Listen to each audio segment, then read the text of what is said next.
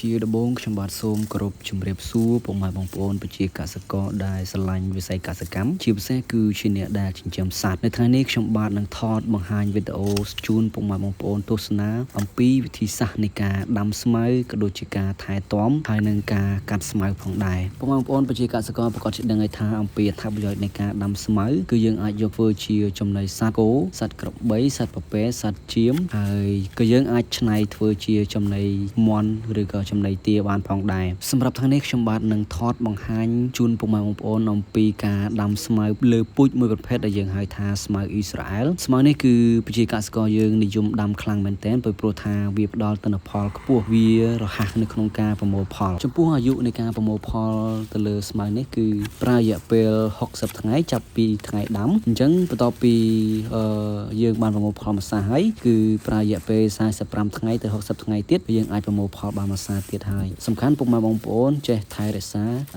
ការដាក់ជីក៏ដូចជាការបាញ់ទឹកឬក៏ស្រោចទឹកនឹងឯងឥឡូវខ្ញុំបាទសូមប្រាប់វិធីសាស្ត្រនៃការដាំជាដំបូងពុកម៉ែបងប្អូនត្រូវមានពូជស្មៅនេះសិនបន្ទាប់មកគឺយើងធ្វើការជ្រើសរើសរកមើលដើមណាដែលចាស់ល្មមដែលយើងគិតថាវាអាចនឹងដាំដុះ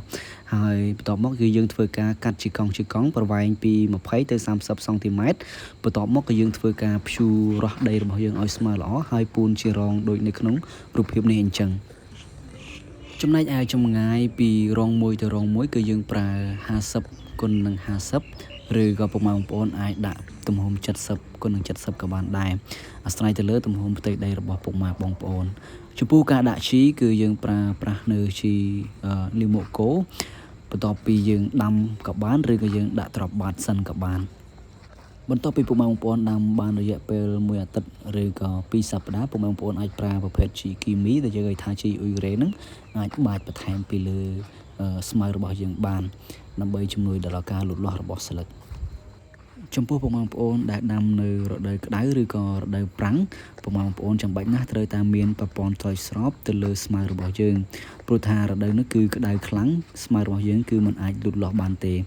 ហើយពុកម៉ែបងប្អូនដែលដាំនៅរដូវវស្សាគឺយើងមិនចាំនៅក្នុងការរៀបចំប្រព័ន្ធទឹកស្រោចស្រពក៏បានដែរព្រោះថារដូវវស្សាគឺតែងតែមានភ្លៀងធ្លាក់ជោគជាំអញ្ចឹង